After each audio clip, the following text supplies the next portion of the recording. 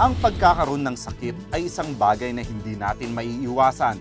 Lahat tayo ay nakakaranas nito. Para sa mga mas nakakatanda, dahil na rin sa sapat na kaalaman, mas madali na para sa kanila na maiwasan ang pagkakasakit. Ngunit para sa mga kabataan, ang pagkakaroon ng sakit ay isang mabigat na sitwasyon para sa kanila. Dahil sa kanilang murang edad, kadalasan ay hindi pa gaanong malakas ang kanilang resistensya upang malabanan ang iba't ibang uri ng sakit. So, ang dahilan ng paghina ng immune system ay unang-una kulang ang mga nutrisyon sa kanilang kinakain.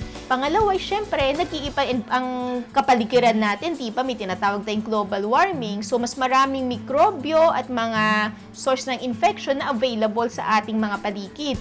So, nangyayari, kung mababa ang immune system, kulang ang nutrisyon, walang panlaban sa mga pinibigay sa atin ng ating kapaligiran ng mga sakit. So, nangyayari, nakukuha ng isang bata yung sakit at sila'y nagkakasakit. At isa pa, usually ngayon ng mga bata, gustong-gusto nila yung mga iPad, cellphone, computer.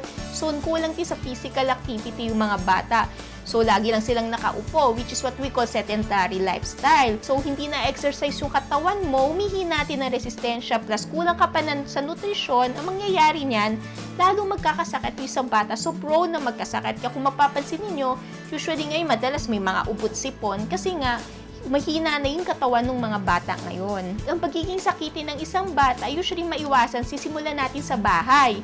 Dapat yung mga magulang, bibigyan sila ng mga pagkain na may tamang nutrisyon. Pangalawa, dapat i-encourage ng mga magulang na magkaroon ng physical activity itong mga bata. So, kung minsan din, hindi naman iwasan na mahirap pakainin yung bata, so, dito papasok yung pagbibigay natin ng mga food supplement na rich in multivitamins and minerals para makomplement yung hindi nakukuha ng mga bata sa mga kinakain nilang pagkain. So, magiging mas malakas ang immune system ng isang bata. Para malabanan ang mga sakit, kailangang palakasin natin ang resistensya ng bata sa tulong ng wasto at sapat na bitamina at mineral.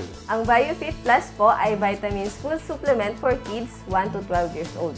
Ito po ay naglalaman ng 15 components of vitamins and minerals at orange flavor na rin po siya, kaya sigurado pong magugustuhan ng mga bata ang lasa nito. Dahil nga po naglalaman siya ng 15 components of vitamins and minerals, mabisang pantulong po siya upang malabanan ng mga sakit dulot ng viruses and bacteria. Si BioFit Plus, nakakatulong po siya pampalakas ng resistensya ng mga batang ininom.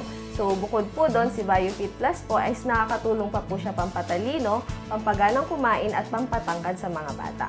Dahil nga po sa naglalaman na si BioFit Plus ng 15 components of vitamins and minerals, natutugunan na nito yung pang-araw-araw na pangangailangan ng isang bata. So, sa isang bote lang, halos nandito na po lahat yung kailangan na sustansya at nutrisyon ng isang bata. So, kay BioFit Plus, mas matipid na, isang subuan na lang sa bata at halos kompleto na yung formulasyon or yung sustansyang makukuha mo dito. Ang BioFit Plus ay halos kompleto sa vitamins and minerals na magbibigay ng wastong sustansya sa bata at malakas na resistensya laban sa sakit. So, para po sa mga magulang, kung gusto po nating makuha yung halos kompletong sustansya para sa ating mga anak, subukan na po natin ang BioFit Plus Multivitamins Food Supplement for Kids. So, available po siya in Mercury Drug Outlets nationwide. This portion was brought to you by BioFit Plus.